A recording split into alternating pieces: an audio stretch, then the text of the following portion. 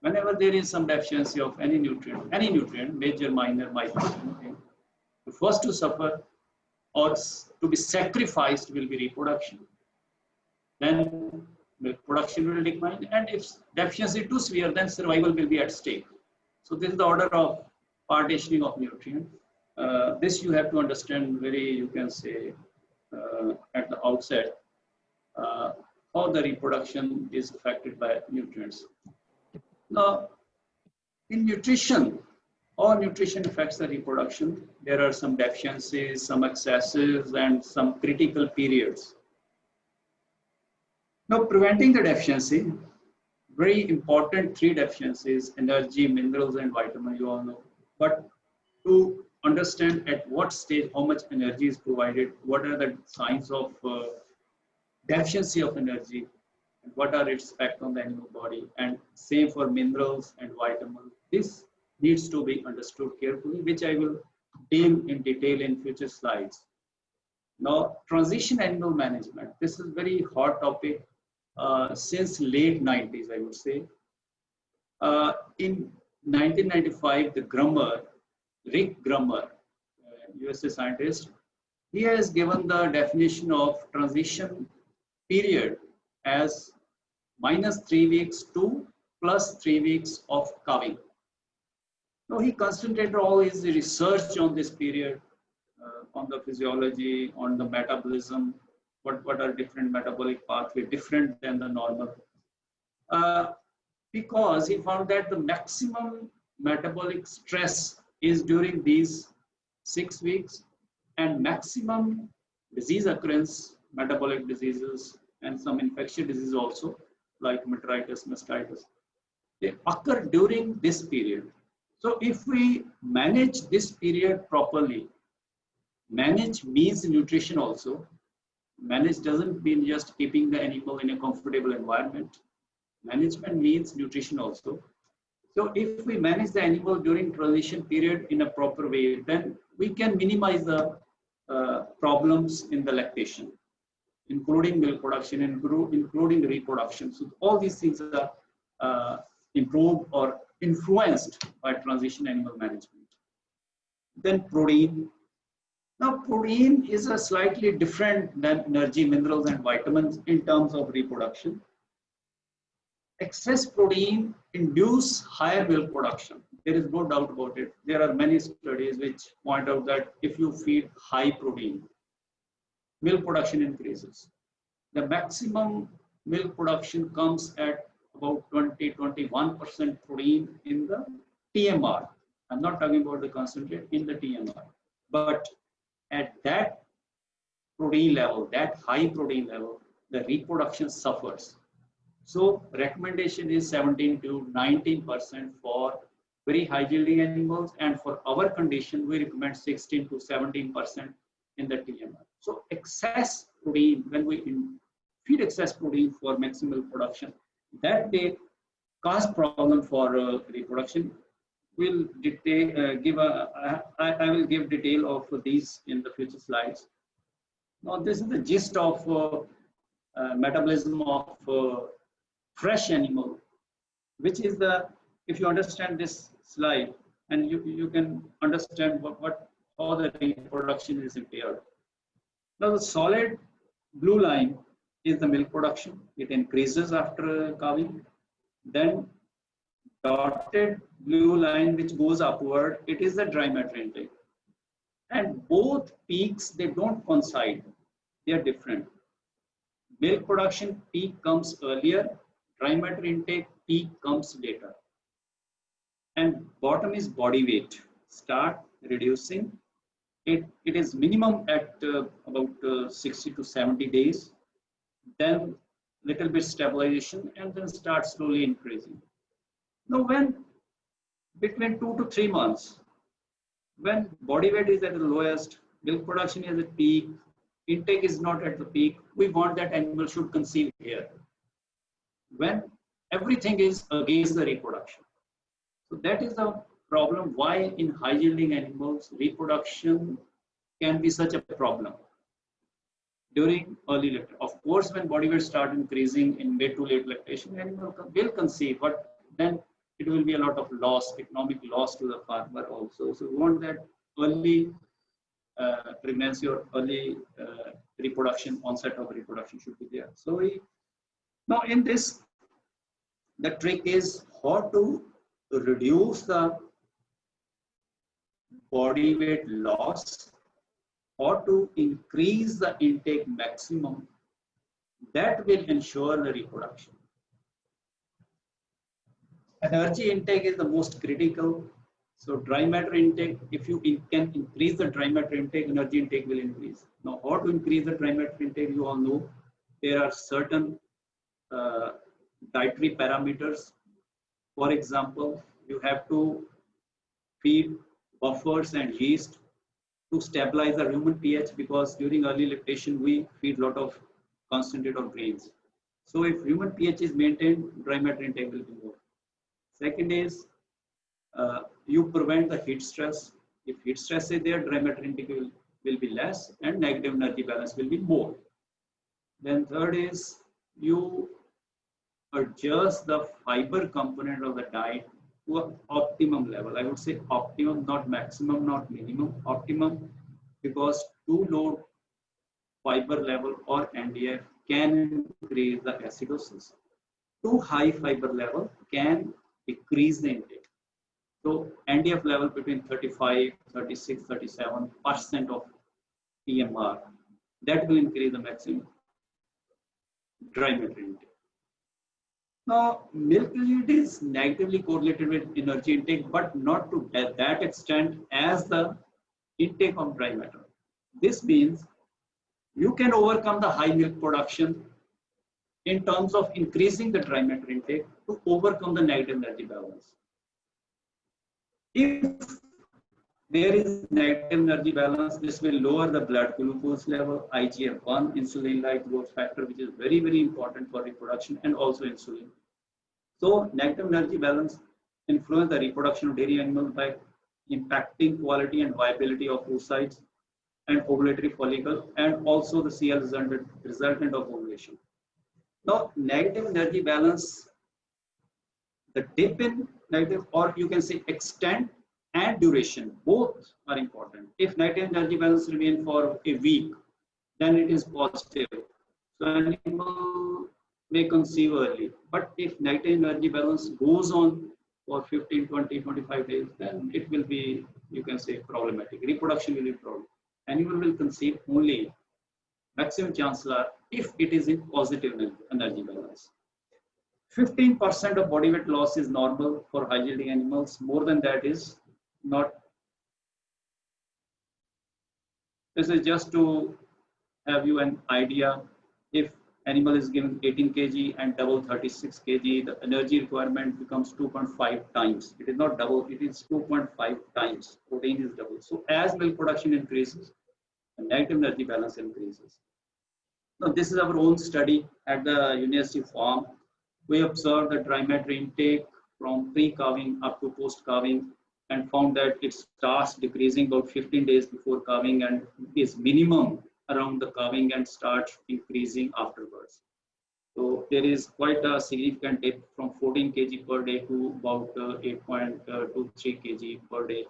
So 40% dip is there at the time of calving. So this dip causes metabolic stress, which induce the future complications. So, and also one thing is that if animal is over conditioned or obese, body condition score is very important at calving. 2.5 to 3 is ideal. If animal calves at 4 body condition, 4 out of 4, very obese, its blood free fatty acid level will be more than 4 times the normal. Its liver fat will be 5 times normal. So very high, you can say, stress level in the blood, free fatty acid, and if fat is in liver, everything, you can say, goes wrong. It will be ketotic, glucose level will be low, gluconeogenesis will not be there, propionic acid to glucose will suffer. So all these things comes into play. So body condition score at calving is very important, not too obese. So you should be careful. Don't make animal fatty before calving. So triglyceride accumulation should be avoided at all costs in the liver. The body condition score loss after calving. Again, even before calving, if animal loses body condition, then there may be chance of less reproduction. But post calving, if animal loses one body condition score, up to that level, there will be a reduction in reproduction efficiency by 17 to 38%. So everything is related to body weight loss post calving or negative energy balance. Reducing the intensity of uterine contraction in negative energy balance, even the RP cases increases if more fat is in liver. It is very difficult to avoid negative energy balance. We have to manage because genetic potential is so much that animal goes into negative energy balance. So there are certain methods to prevent that. I will show you in next few slides. I have given some normal values of glucose and in ketosis, in glucose it is 52 milligram per 100 ml. In ketosis, it may be as low as 28. Ketone bodies 3 and 41. Free fatty acid in plasma 3 milligram percent, 33 milligram. So ketosis, when fat accumulates in the liver, ketosis occurs. So in that case, there will be poor appetite, dull appearance. So everything goes wrong, including milk production and reproduction. To increase the glucose supply or energy supply, what could be the, you can say, supplements, off the shelf supplements? Calcium propionate easily available. For high-yielding animals, we can give 100 gram maximum per day per animal calcium propionate, because propionic acid is, or propionate is, a glucose precursor. It is converted to glucose in the liver. Or 100 to 150 ml propylene glycol. It is also a glucose precursor. So to prevent the ketosis of fatty liver, if animal is too high yielder, we can give for 10 or 15 days.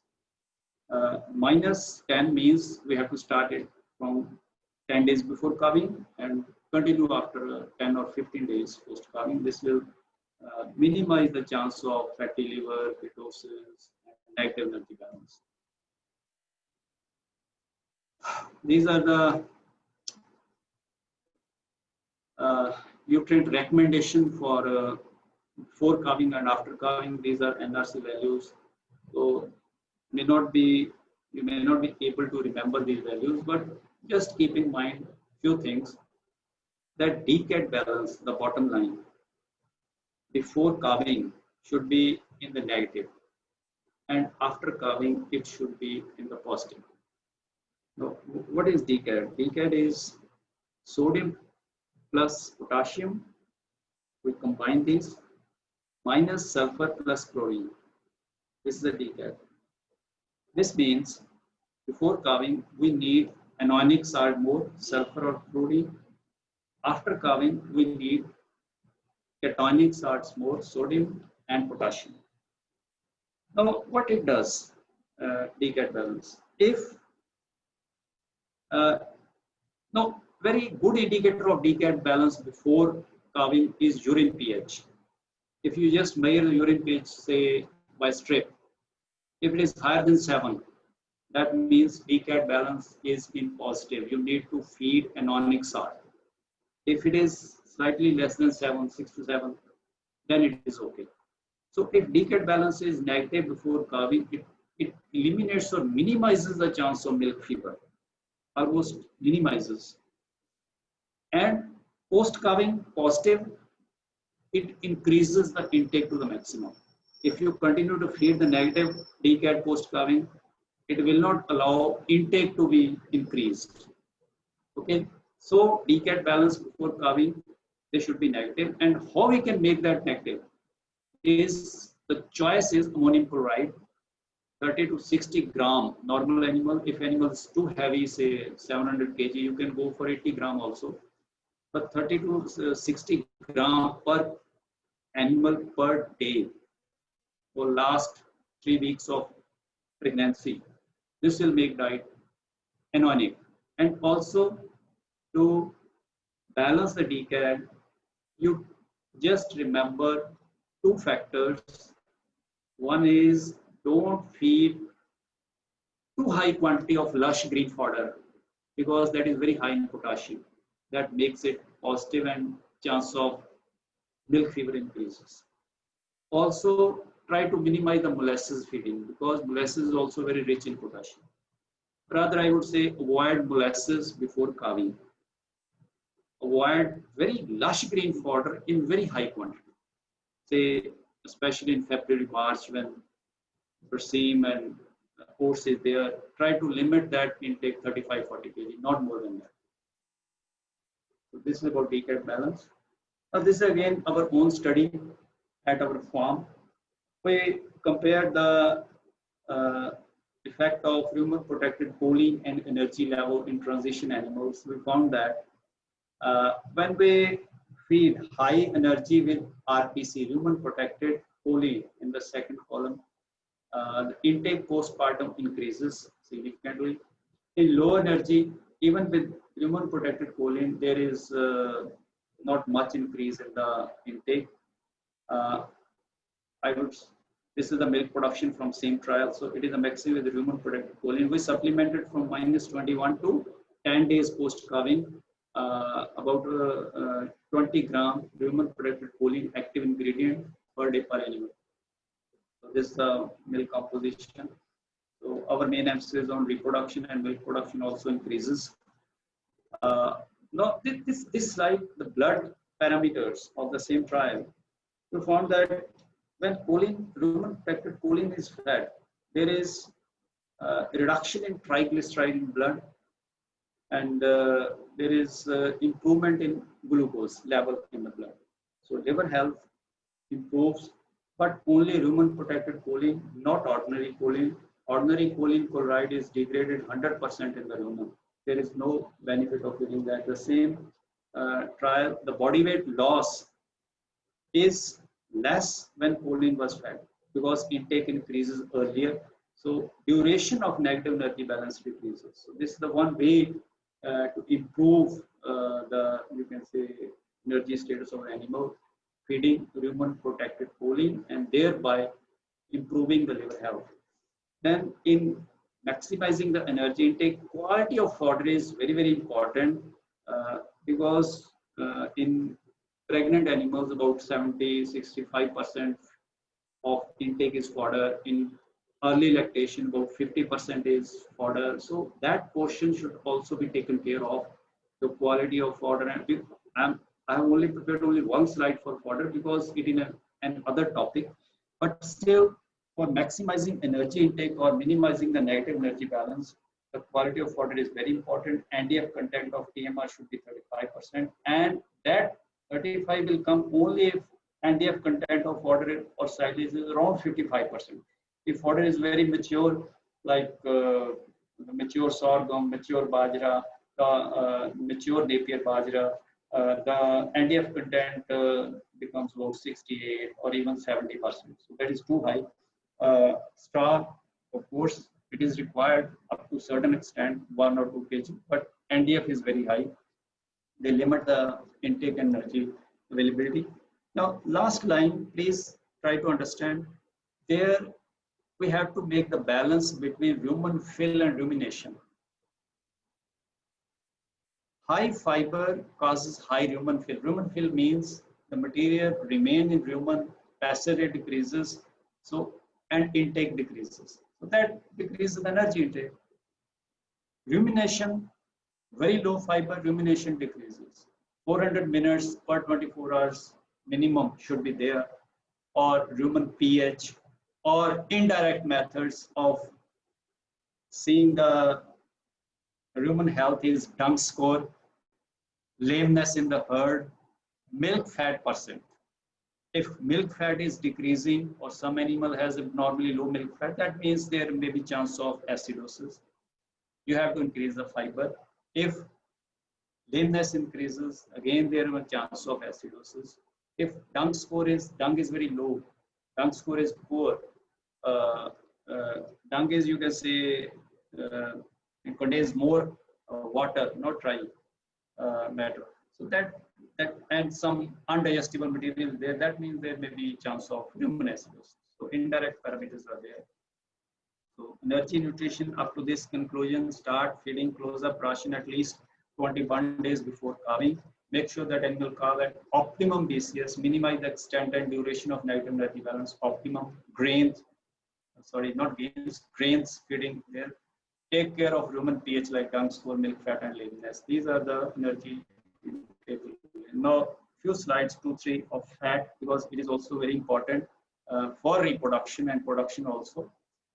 Unsaturated fatty acid, too high unsaturated fatty acid, they kill the microbes like vegetable oils. So it reduces the rumen fiber degradation. But you all deal with the farmers.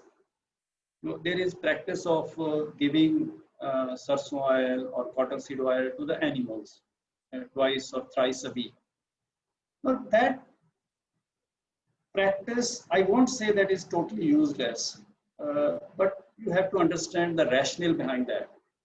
Rationale is, if you give these unsaturated oils or plant oils to an animal which is on straw-based diets, very high wheat straw or rice straw, okay, then that oil may give some benefits, because vegetable oils, unsaturated fatty acid, they kill the protozoa more.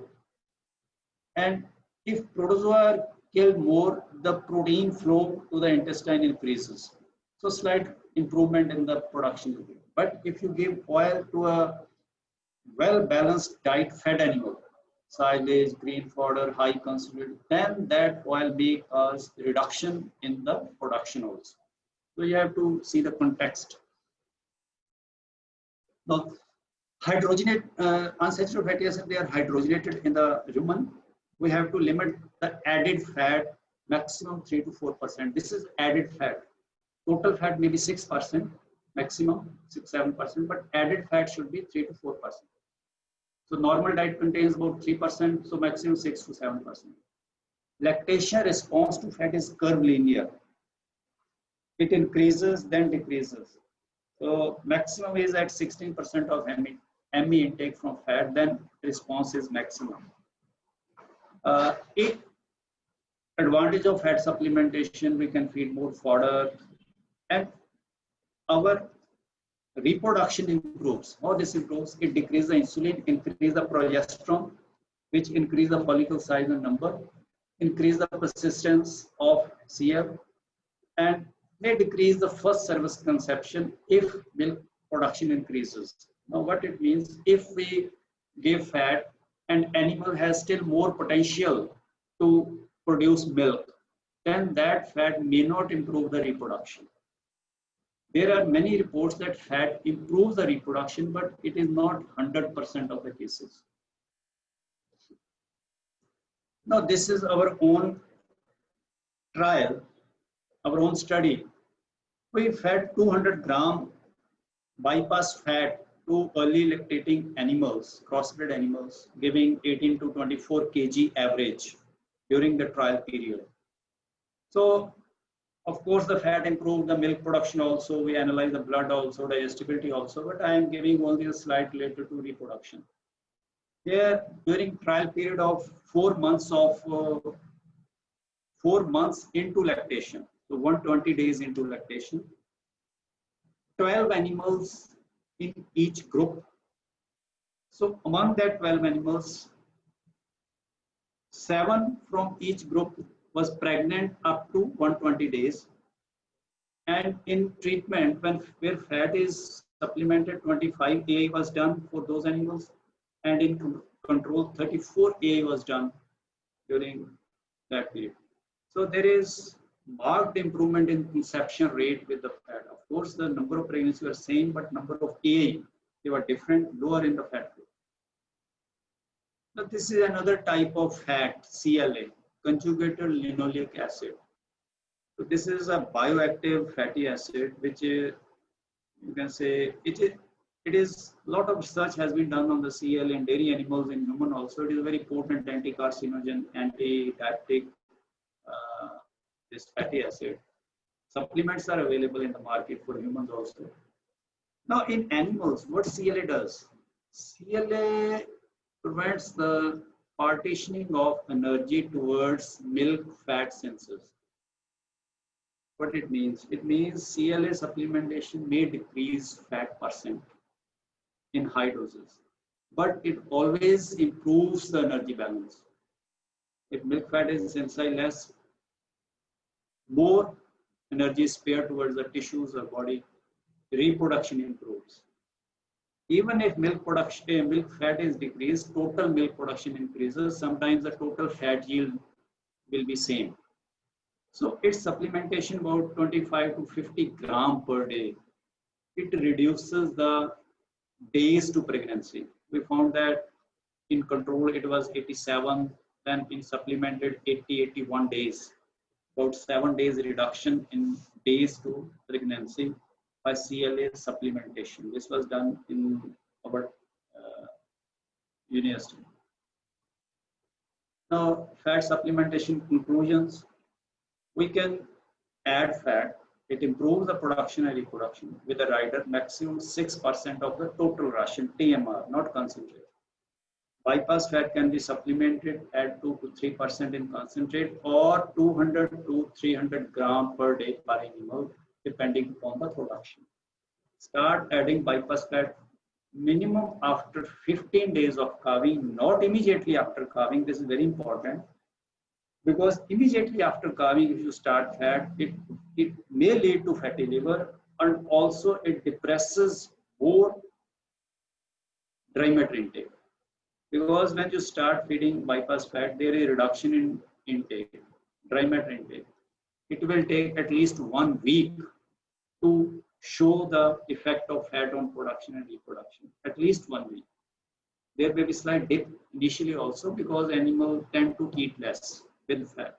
So start after 15 days, not immediately because there will be more dip in the intake. Then coming to micronutrients, most of the times we emphasize that supplement mineral mixture and other things to improve the reproduction. Those are very important things. Now, mineral mixture supplementation we take for granted for at least for organized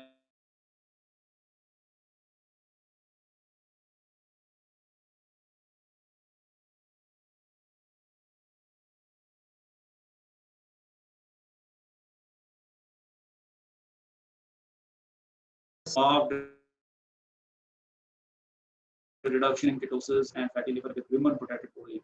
So there is always in high yielding animals a case for choline supplementation. Vitamin E.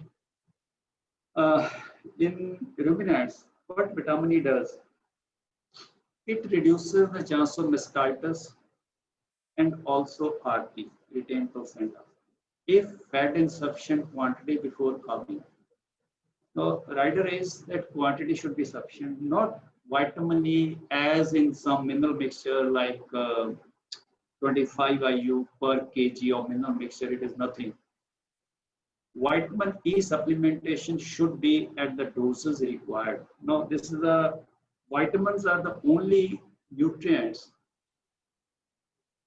A, D, E whose requirement is higher before calving than after calving. Now, before calving, at least 1000 to 2000 IU per animal per day gives some positive results. Not less than that. Okay, if you feed 100 IU, it will not affect anything. Vitamin A. Now, remember one thing. We generally we tend to read in elementary books in the conventional wisdom is that fat soluble vitamins, they are supplied by fodder, vitamin A, E. Also, E is supplied by concentrates, and water soluble vitamins, they are not required by ruminants. But we are not feeding very natural diet, and our ruminants are not you can say wild animals. We have improved their genetics to such an extent that their conventional diet may not fulfill their requirement. Vitamin A degradation in rumen is very less if animal is on fodder-based diet. But if we feed high grain or high concentrate to get maximum milk, then degradation of beta carotene is very high in the rumen. And also the degradation, synthesis of B complex vitamin reduces if pH of rumen is low. Means to say, if we feed high concentrate diet for a good animal, we have to supplement, we have to think of supplementing some vitamins like A, E, A, D, E, and niacin, and maybe biotin also. The reproductive efficiency is maintained when diets provided 72 IU vitamin A per kg body weight, below which there may be some impairment. And also one thing I would like to stress here, if animal is on silage throughout the year, then you have to supplement vitamin E, because during ensiling process, about 50% of beta carotene is destroyed. And corn silage inherently has lower beta carotene than other green fodder because it contains a lot of starch also. So on corn silage, you have to supplement vitamin A in the diet throughout the year. Then vitamin D, current recommendation is 30 IU. There are some reports that it is required for synthesis and catabolism of estradiol and in reproduction also. Not very much number of studies are done, but still there is reports. Vitamin E and selenium, I told you that they are synergistic, E and selenium. If one is deficient, other we increase, then that deficiency may not appear. If selenium is deficient, we have sufficient vitamin E that can take care of that, and vice versa. So they are antioxidant. In the transition period, they are very important. But selenium, again, it is a double-edged sword. Punjab soils, they are known to be selenium rich. So before supplementing selenium, we have to doubly sure that it is deficient. Otherwise, vitamin E supplementation is sufficient. B complex vitamin generally not required. I would say 90% or 80% of animals don't require B complex vitamins. Only high yielding animals on concentrate based diet.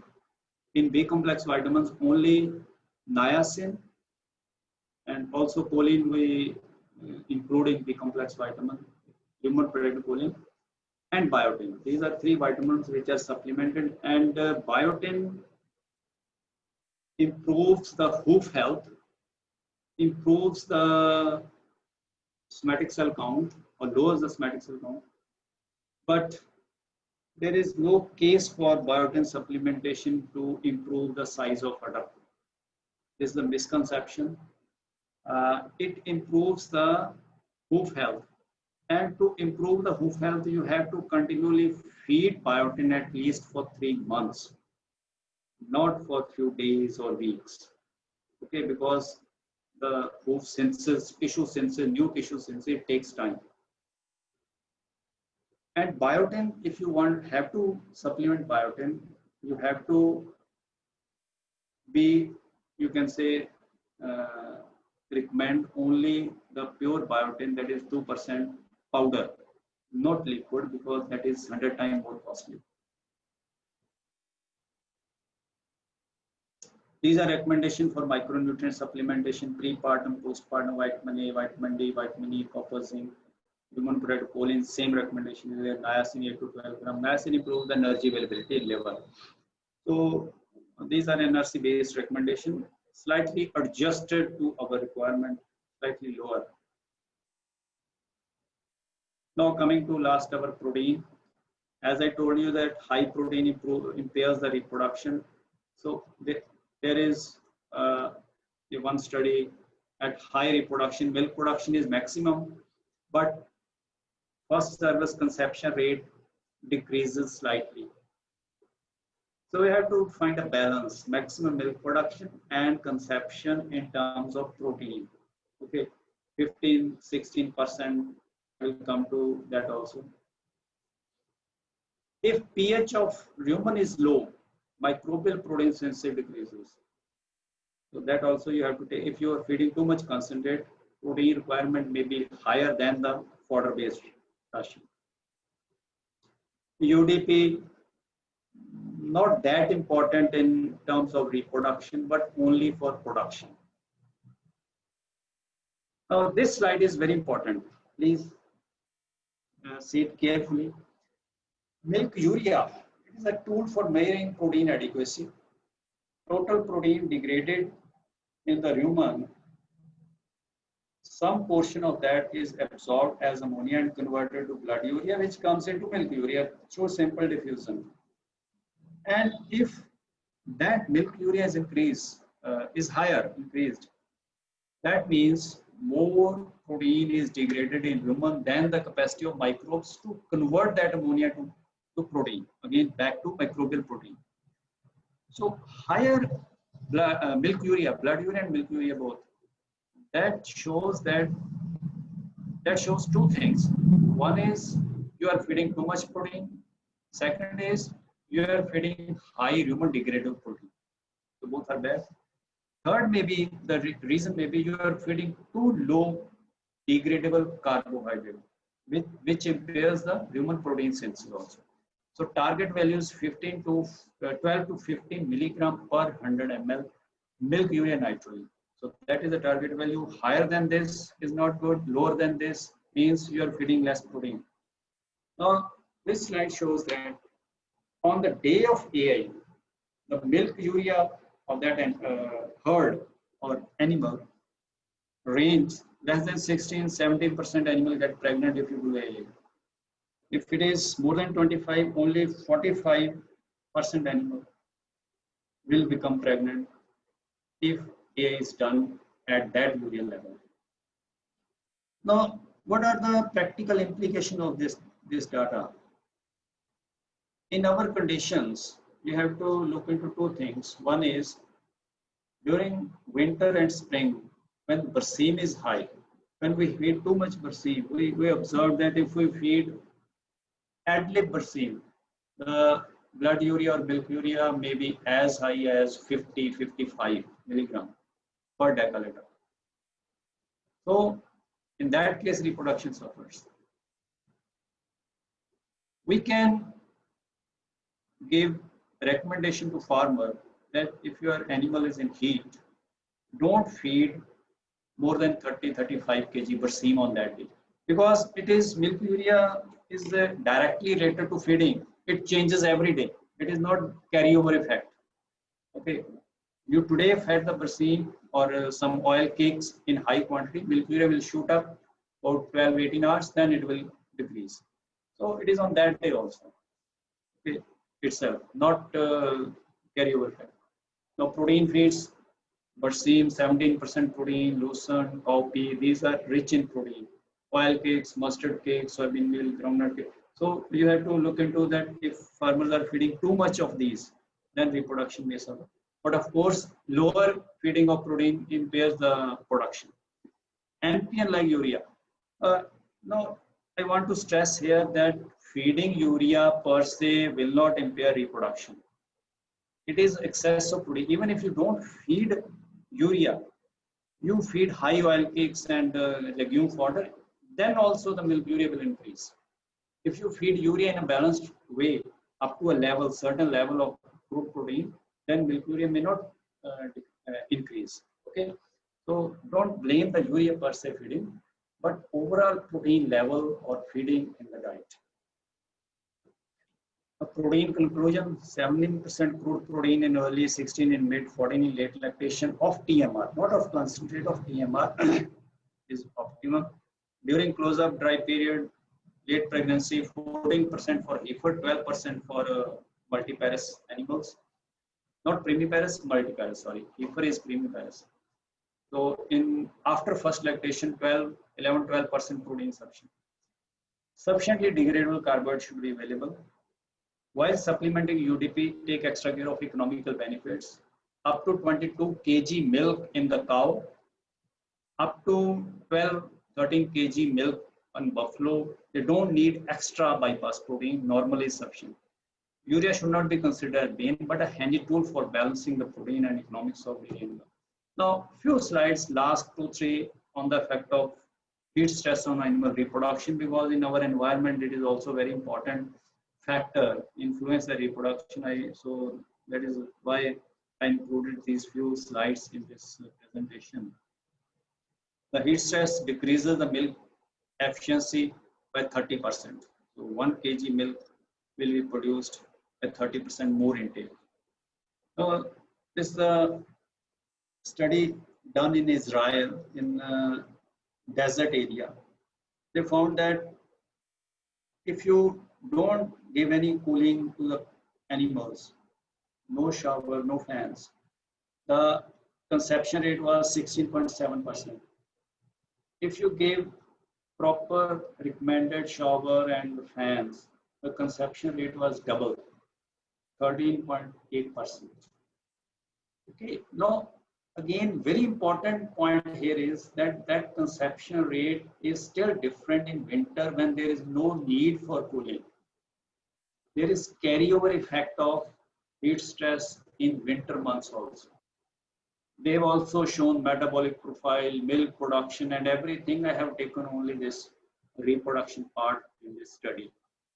So means to say in our environment, especially the HF cows or crossbred cows, even in buffaloes, if they are in cramped and sunny environment, more direct exposure to sun, the heat stress impair reproduction.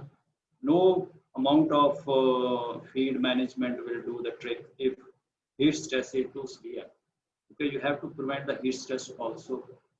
So this again, that same thing, that production losses after the heat stress is also there. Even reproduction, production, even if heat stress is not there, still animal suffers. Now cooling, no cooling, so the curve remain the lower. It will not match, it will remain the lower. Summer feeding conclusion, this is the last slide. We have to maximize the dry matter intake, low fibrous but quality fodder, niacin yeast buffers. Buffers are very helpful in summer stress. Energy and protein content may be increased little bit in summer stress. Increased frequency of feeding and push-up. Push-ups are very handy tool and cost nothing, but improves the intake up to 1 kg even for one animal. Cooling of animal, shade, ventilation, all those things are important. So this is the same slide. Now overall conclusions. Start feeding close-up ration at least 21 days before calving. Make sure that animal calve at optimum BCS. Minimize the extent and duration of negative energy balance. Adequate micronutrients. Maximize the dry matter intake, cooling of animals. Then protein level should be optimum. Then bypass fat and CLA supplementation in high yielding animals may be an option. Okay. Urea, a balanced ration in which urea is included is not a problem, but excess urea or excess protein is a problem. So thanks. This was all from my side.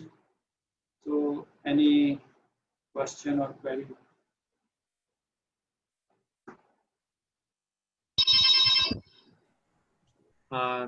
Thanks, Dr. Garewal, for very informative session. If there are any queries, please write in the chat box. I think there are some hand raised.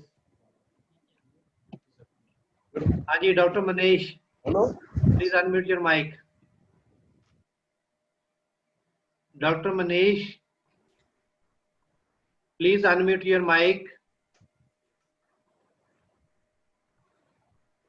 Dr. Pannu. Hello, sir.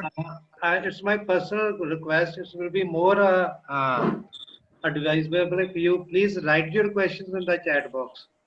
So it will be easy for us. Haji, Dr. Pannu. Sir, I have few questions.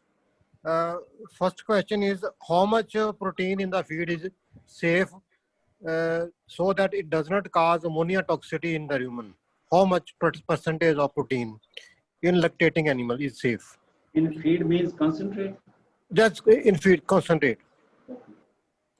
And ਦੱਸ ਸਕਦੇ ਵੀ ਸਾਡੇ ਨਾਲ ਸੰਬੰਧ ਨਹੀਂ ਹੈਗਾ ਦੱਸ ਸਕਦੇ ਉਹ ਤਾਂ ਹਮ ਦੱਸਦਾ ਹਾਂ ਬਸ ਠੀਕ ਹੈ ਹਾਂਜੀ Okay, sir. ਸਾਡਾ ਸੈਮੀਨਾਰ ਚੱਲੀ ਜਾਂਦਾ ਵੀ ਸਰਕਾਰ ਦਾ ਹਾਂ ਉਹਦੇ ਵਿੱਚ ਫਿਰ ਮੈਂ ਕਿਹਾ I answer this.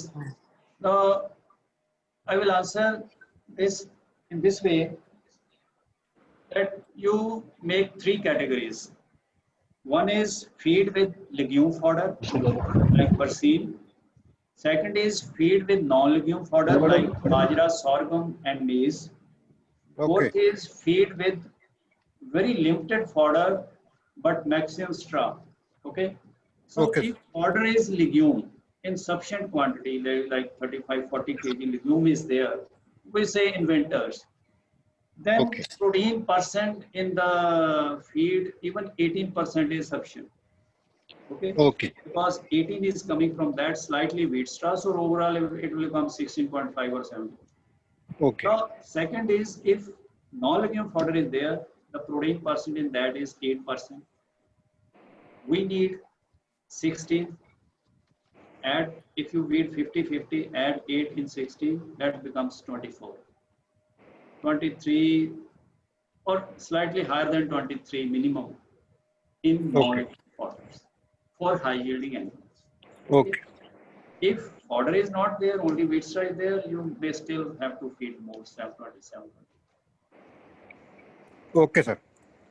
Thank you. So there is a question: is feeding of wet distillery grains harmful for reproduction? Yes, this is a very common question from farmers also. This is harmful in 2 ways. One is aflatoxin. If you are feeding distilleries grain fresh every day or maximum up to 24 hours, then aflatoxin is not a problem. But it is not done that way. What people do, they bring this grains and keep for 2-3 days in the summer also. Then aflatoxin is a major issue. Second is that on dry matter basis, it contains about 30% protein. If you are feeding only this distillers grain, it makes high protein or high ammonia in the blood. Again, I have shown you that higher, it will increase the milk also. So that impairs the reproduction. If you have to feed or you're feeding the distillers grain, try to feed it fresh. Second, limit maximum intake for high yielding animals at 10 kg wet. That comes out to 3 kg dry. Okay, and also feed grain with that, some grains. Then it will not cause any problem. So what should be level of buffer in TMR? Yes. Buffer maximum tolerable limit when intake of dry matter is about 25 kg. Animal cow giving 35 kg milk, intake of dry matter is 25-27. Maximum tolerable limit is 170 gram per day per animal. But that case is very rare. In our normal condition, we limit maximum intake at 100 gram per day per animal. Or if you want some recommendation on concentrate, percent in concentrate, we generally recommend 1% in concentrate, 1 to 1.2. That's it. How can we decrease the increased BUN, blood urea nitrogen? There are 2 ways. One is you decrease the protein, or if protein is not, you can say, very high, that means your human degradable energy or starch is less. Either you feed little starch or human degradable fiber like sugar beet pulp. Even that will decrease the blood urea or milk urea. Next question is, how can we manage recurrent milk fevers? Milk fever, I have shown you some information on that. First is anionic salt before calving. Your urine pH should be checked. If it is higher than 7, feed anionic salt, ammonium chloride. No. Okay. And second is, before calving, the calcium level should not be too high.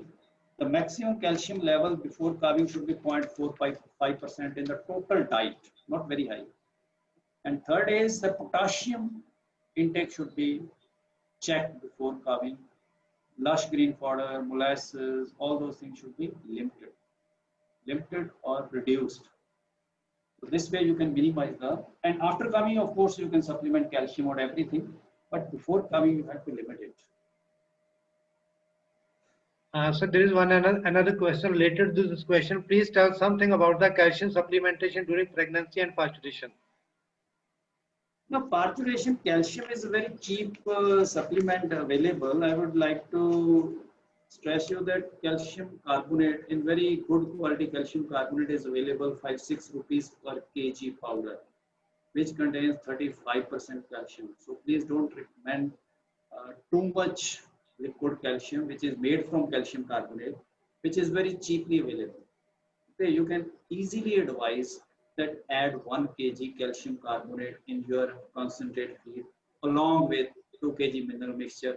It will make calcium level in the total diet about 0.7% or even 0.8%.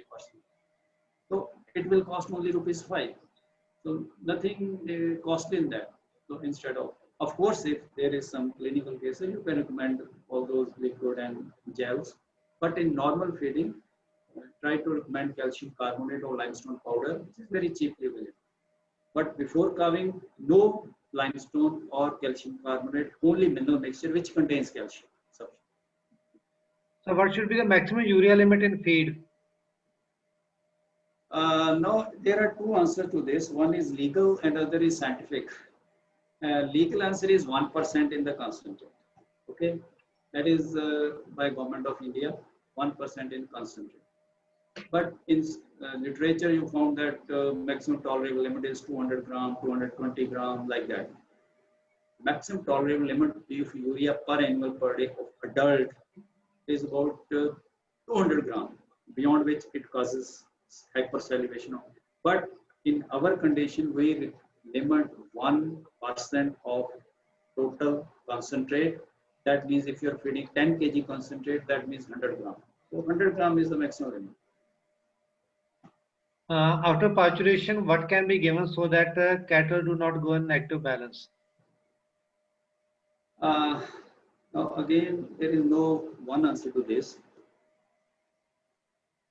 Prevention of negative energy balance starts 3 weeks before calving. Transition animal management. Start feeding transition, recommended transition diet before calving. After calving, you can give supplements like calcium propionate, some amount of even this jaggeries also, it causes propionic acid in the rumen, but not more, about 200-300 grams, because higher may cause some acidosis. Okay, so and normal feed. Calcium propionate 100 gram per animal per day, propylene glycol 100 ml liquid, very effective. So these things are there, but we have to give stress on maximizing the intake and balanced feed and quality fodder. That will reduce the negative energy balance in long run. We cannot overly rely on the supplements because it will cause much more cost to the farmer. Is there any device or technique to know the DCAT balance in animals? DCAT balance in animal is? Is there any device or technique to know the DCAT balance in animals? I have already told that before calving you can check the urine pH. If urine pH is less than 7, then it is okay. If it is higher than 7, that means you are giving higher potassium. So you have to give more ammonium chloride. Ammonia will be used for rumen protein synthesis. Chloride will enter in the blood and lower the pH, metabolic pH. So now there are two questions. Can mineral mixture be mixed with vitamin supplements? And further, what is the dose of chelated mineral mixture daily in lactating cows? Okay. Okay. Now, dose of first mixing of vitamins with mineral mixture. The direct answer is if you have to supplement vitamins, recommend only or take only vitamin in pure form. Of course, you can feed in the mineral mixture at the farm level for feeding for few days, but when mineral mixture is sold by writing vitamin level on it, that is not the right practice, because that vitamin level is too low to make any difference. It is only written on the packet to increase the cost. So mineral mixture is for minerals. Vitamin need based, as I told you that what are the needs for vitamin supplementation. You can recommend, these are available in pure form. Human potato choline is available in pure form. Vitamin AD3 is available. Biotin is available. Vitamin E 50% more is available. So you can recommend. And these are now in Punjab, every large feed miller will keep these vitamins. How much supplementation of vitamin E is to be done in case of silage feeding? Yes, vitamin AD3 in silage feeding, that has to be supplemented. The pure vitamin A comes in the composition of 10 lakh IU per gram. That 10 lakh IU, it is also vitamin D is also there in ratio 2 lakh I think. That supplement is mixed at 5 gram per quintal or 50 gram per ton of the feed. It will take care of the vitamin A needs of animal. Pure vitamin A, 5 gram per quintal or 50 gram per ton. Niacin, 95% is coming. That is normal niacin, not human protected, but niacin in human enhances the fiber degradation also, enhances the microbial proteins also. You can feed normal niacin, increase the niacin supply in the intestine also. 80 to 100 gram niacin in 1 quintal of food. And biotin, 2% is formulation, Zygro, and that 2% is added at the rate of 20 gram per quintal of feed. The requirement or recommended dose for lactating animal is 20 milligram per day per animal pure biotin. 20 milligram means 1 gram. We add 20 gram, so that gives about the same 20 to 30 gram maximum. I would like to inform all the participants that video recording of this session will be available on our official YouTube channel, Punjab Animal Husbandry Department. Most probably, we will upload this video by this coming Sunday. So you can note the our YouTube channel, Punjab Animal Husbandry Department. So this video will be available by Sunday. So next question is, how can we decrease chances of mastitis in animals? Okay, the mastitis, of course, this is not directly related to this, but nutrition point of view, I would say, there are 2-3 things which can do. One is make sure that aflatoxin is not there or within permissible limit, because aflatoxin increases the mastitis. Second is zinc level. Zinc level 1 gram, at least 1 gram supplementation of zinc per animal per day for high yielding animals. Zinc amount should be sufficient to decrease the chance of mastitis. Third is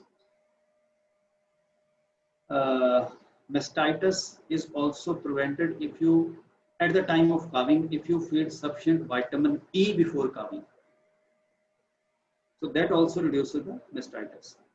Now, these are nutritional, you can say, inputs which you can get, but there are many managemental, including machine and all those things, that machine milking, that is a separate thing. But on nutritional point of view, these are 3-4 things which you can do to reduce the chance of mastitis. Also, biotin also sometimes not directly mastitis, but reduces the somatic cell count. What is the dose of human protector choline and when should be started? It should be started 21 days before calving, 3 weeks before calving, at least 10 days after calving. If animal is very high yield, you can go for 1 month after calving also. Now dose is In commercial preparation, there is two preparation are available, 24%, and I think one is 30%, something like that. So these preparation, they can be fed at about 50 gram per day per animal. If animal is medium to, you can say medium yielder, about to 25 kg maximum, buffalo 12-13 kg maximum, then you can feed 30 gram maximum commercial bypass choline per day per animal. 30 to 50 gram. So if the animal is deficient in biotin, are there any clinical signs? No, nothing. Only the herd lameness. But again, there are many factors. Zinc deficiency, human acidosis are there, fluorine is there, selenium content is there, biotin is also there. But one sign, biotin deficiency is not, you cannot pinpoint. Is there any side effect of calcium if given few days before parturition? Yes, excess calcium can impair the mobilization of calcium from bones post-calving. It should not be given before calving. 0.45% of the total diet is sufficient. If legume fodder is there, you can say Berseem or Lucerne, it contains about 0.8% calcium in it, more than that. So even it is double than the requirement. Non-legume fodder, it is 0.2, you have to double it. Of course, it is mineral mixture is sufficient. No need for calcium supplementation as such, only recommended dose of mineral mixture. So can feeding high protein in equines cause the infertility in mares? I don't have idea for those horses.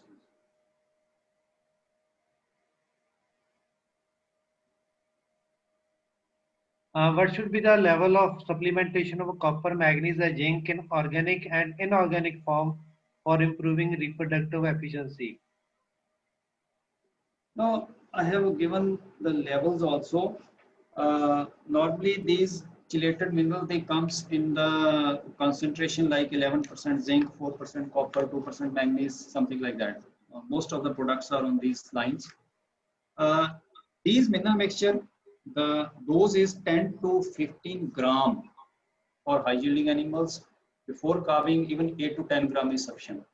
So 10 to 15 grams per day per animal. In 100 kg concentrate, it is 100 to 150 gram per quintal of the feed for trace mineral. But I would like to add one thing here, that chelated minerals, of course, it is reported that their availability is more, but sometimes the people from so-called technical people from private companies, they tell us that chelated minerals are absorbed 100% and inorganic minerals are absorption is 0 or less than 10%. It is not like that.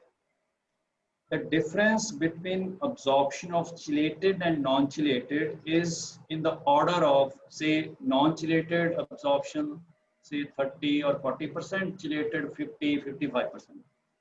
10-15% units higher than the non-chelated. And chelated comes only 3-4 minerals: copper, zinc, manganese, sometimes cobalt also. All other minerals, calcium, phosphorus, magnesium, sometimes this iodine also, they are not inorganic. Okay, only 4 are chelated. Even in complete chelated mineral mixture, only 4 are chelated. Other are non-chelated. So if you want to feed chelated minerals, take pure 4 chelated minerals in a combination. Of course, there are many products available, and add 10 to 15 gram per animal per day for high yielding. One thing I want to add, if you want to add chelated minerals, you add calcium, phosphorus from DCP and calcite. Then magnesium is not there. You have to take care of magnesium also. You have to supplement magnesium from magnesium oxide. What is the mechanism of action of anionic feeds? How it is helpful to prevent milk fever? Now, When blood pH decreases, the bones become more prone to mobilization of calcium. If blood pH is basic or higher than 7, slightly higher than, the calcium is not removed from bones. If acidic pH removes the calcium from bones, bones are primed. So when need arises, because when we milk animal, immediately the demand is there on the system to supply calcium. So immediately calcium comes from bone. That prevents the milk. If we want to supplement zinc in the feed, what is the best source of zinc? Zinc oxide, zinc sulfate, zinc glycinate? Best source, zinc oxide is not best source. Zinc sulfate or zinc methionine or zinc glycinate or zinc proteinate, these are good. Not zinc oxide. What precaution should be taken to feed the animals just before or after pasteurization? No, I think I have told you some points that try to limit the lush green fodder before calving. Don't feed excess calcium. Try to start transition feed, including bypass choline, glucogenic precursor, at least 20 days before calving. Then after calving, don't feed anionic salt. Before calving, feed anionic salt at level I have shown you 30 to 60 gram per day per animal. So after calving, limit the fiber level, maximum 35%, protein 17%, sufficient grains, maximum 4 kg per day per animal, grain can be fed. Okay, so these are some recommendations for transition animals. Sir, I think we are running beyond time. I would request Worthy Director Dr. Gurpal Singh Walia to please unmute your mic and say a word of thanks to our resource person and our participants. Dr. Gurpal Singh Walia.